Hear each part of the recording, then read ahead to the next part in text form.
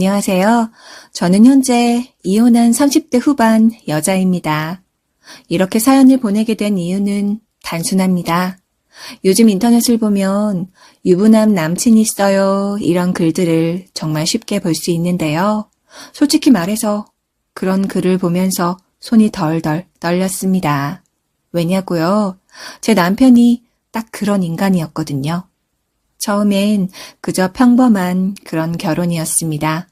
남편은 밖에서 와이프 잘 챙기는 사람 소리를 듣고 저도 그런 모습 믿고 이 사람 하나 보고 살았습니다. 주말엔 같이 장도 보고 가끔 외식도 하고 그냥 어디에나 있는 평범한 그런 부부였어요.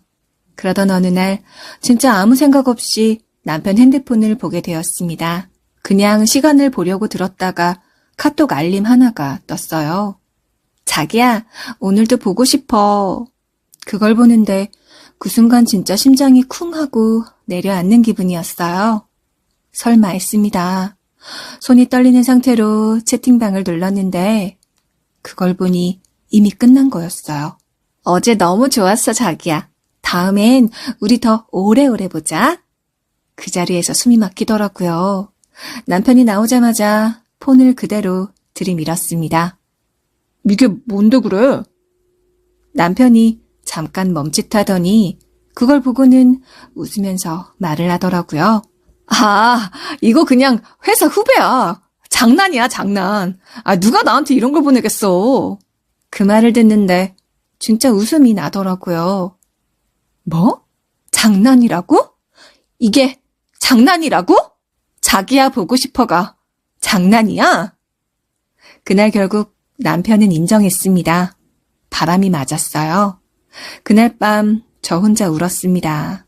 소리도 못 내고 그냥 숨죽여서 엉엉 울었어요.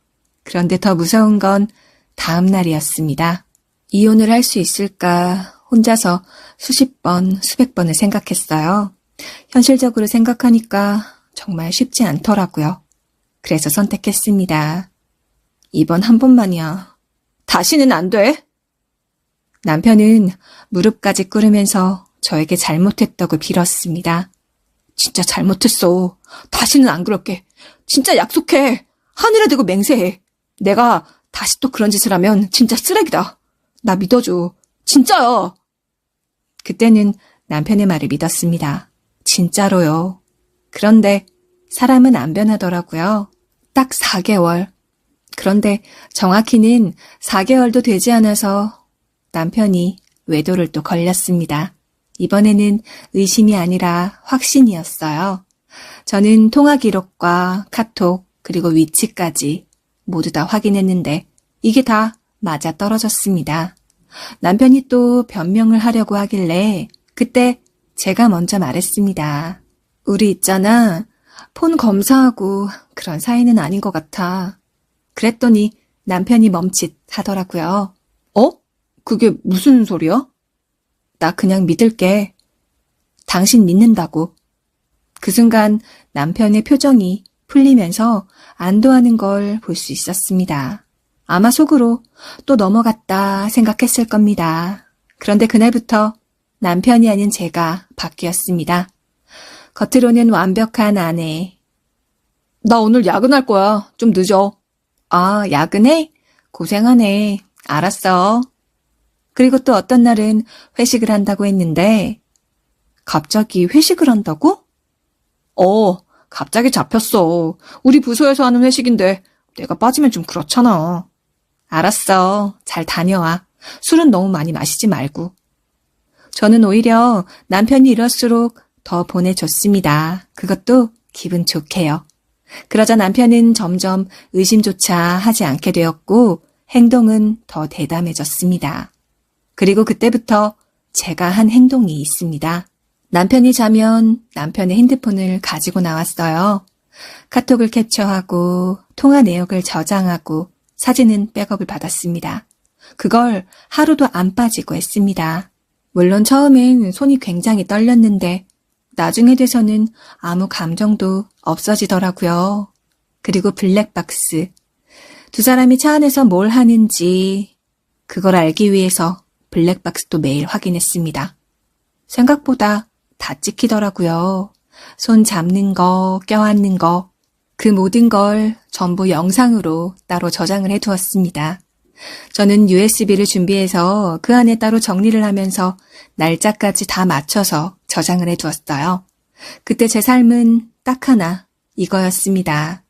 낮에는 평범하게 살고 밤에는 증거를 모으고 이렇게 살기로요. 솔직히 말하면 매일 죽고 싶었습니다. 생각해보니 제 삶이 너무나도 비참하더라고요. 행복하기 위해서 결혼을 했는데 남편한테 사랑도 못 받고 배신당하고 바람을 피우고 있는 걸 알면서 혼자 밤새 이렇게 뒷조선하며 사는 인생이 뭐가 그렇게 좋겠어요. 그러니 애써 아닌 척 어떻게든 힘내보려고 스스로 노력했습니다. 그리고 참고 또 참았죠. 이번엔 제대로 끝내줘야겠다고 말이죠. 이 생각 하나로 버텼어요. 그리고 그 순간 확신이 들었습니다. 이 정도면 충분하다 싶을 때가 오더라고요. 그날 저는 아무 말도 하지 않고 상간녀 소송을 시작했습니다. 남편한테도 이 사실은 미리 말하지 않았어요. 만약에 말하면 그 두 사람이 또 어떤 짓을 꾸밀지, 또 어떤 대응책을 마련할지 그건 알 수 없는 거잖아요. 그로부터 며칠 뒤 그 여자한테 소장이 도착했습니다. 그날 저녁 남편이 전화하면서 저에게 다짜고짜 소리부터 지르더라고요. 그래서 예상했죠. 그 상간녀가 소장을 받았구나. 그리고 그 사실을 제 남편에게 말했구나 하고 말이죠. 너 미쳤어? 야, 이게 뭐야? 그 뒤에서 여자의 목소리도 들렸습니다. 들어보니 상간녀가 맞았어요. 오빠, 나 어떡해? 이거 어떻게 해야 되는데? 그 상황에서 저는 진짜 차분하게 말했습니다. 그거 오해 아니야. 취소해! 싫어. 그리고 딱 한마디 더 했어요. 나 너랑 이혼 안 해. 뭐라고? 대신 그 여자만 조질 거야. 그날 이후 남편은 짐을 싸서 집을 나갔습니다. 그 여자랑 동거를 시작했죠. 그러자 저는 더 세게 들어갔습니다. 회사로 내용 증명을 발송했고 본가로 내용 증명을 보냈어요. 그리고 민사소송을 시작했습니다. 통장 가압류를 걸었죠. 사실 살면서 제가 이런 행동을 할 줄 누가 알았겠어요? 저 법적으로 아는 거 아무것도 없습니다. 그런데 제가 살려면 이 방법밖에 없더라고요. 여기저기 상담도 받고 그러다 저와 잘 맞는 변호사도 찾아서 어떻게 하면 좋을지 얘기를 나누다가 순서대로 알려준 대로 차근차근 준비해서 하나씩 실행에 옮긴 것뿐이었어요. 남편은 월급이 들어오자마자 바로 묶였고 그렇게 시간은 1년 넘게 오래 걸렸습니다. 그동안 저는 아무 일도 없는 사람처럼 그렇게 살았습니다. 그리고 그 결과 승소했어요. 제가 이겼죠. 그런데 솔직히 판결문을 받았을 땐 기쁘다기보다 이제 진짜 끝이구나 라는 생각이 들더라고요. 월급도 가압류, 퇴직금도 가압류, 그리고 그 판결문 저는 또 보냈습니다. 결과요, 그 여자 회사에서 결국 잘렸습니다. 그 이후 어떻게 됐냐고요? 남편과 그 상간녀는 싸우고 결국 헤어지더라고요. 그렇게 서로 죽고 못 살더니 그 끝은 이별이었습니다.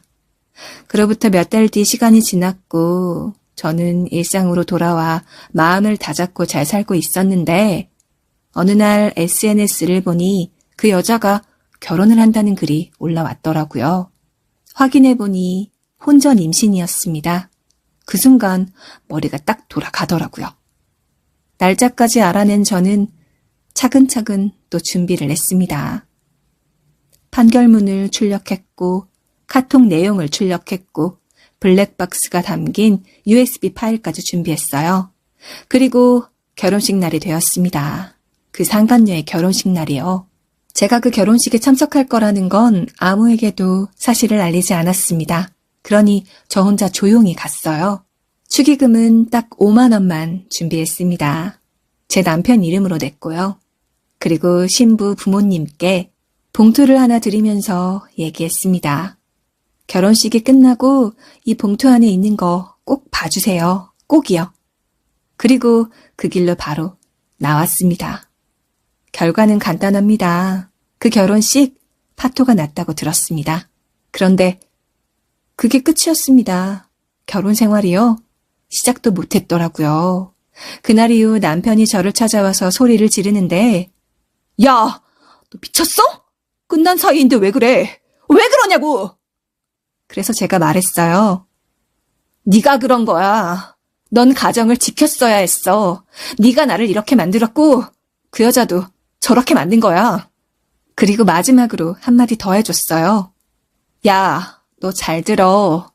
네가 새 여자 인생을 망친 놈이라고. 그리고 그 자리에서 이혼 소장을 내밀었습니다. 저는 결국 이혼을 했어요. 지금 생각하면요. 내가 너무했나?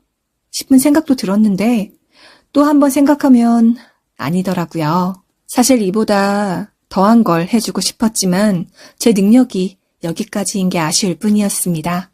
저는 제가 당한 만큼 돌려준 겁니다. 그래서 마지막으로 얘기하는데요. 유부남 만나시는 분들 지금은 재밌을지 모릅니다. 하지만 언젠가 저 같은 사람 분명히 만날 겁니다. 멀쩡한 가정 파탄내고 결코 행복할 수 없거든요. 그리고 그때는 이미 많이 늦었을 거예요. 그리고 바람피는 남자들, 당신들이 여러 인생을 망치는 거라는 걸 스스로 다시 한번 생각해 보시길 바랄게요. 저요, 현재 저는 혼자입니다. 누군가를 만날 자신도 또다시 결혼해서 누군가의 아내로 사는 게 아직은 자신이 없거든요. 아직 상처받은 제 마음이 완전히 치유가 된 것도 아니고요. 그런데 그 어떤 때보다 아주 편하게 잘 지내고 있습니다. 잘못한 건 그 사람들이니 그 사람들이 끝까지 벌 받는 게 당연한 거잖아요. 저 앞으로도 저를 위해서 살려고 하는데요. 언젠가 좋은 짝이 나타나서 제가 다시 결혼 생활을 하게 될지 그건 알 수 없지만 지금은 제 인생에만 집중하며 살고 싶습니다. 열심히 살다 보면 저에게도 그런 날이 꼭 오겠죠? 그럼 제 사연은 여기서 마치겠습니다.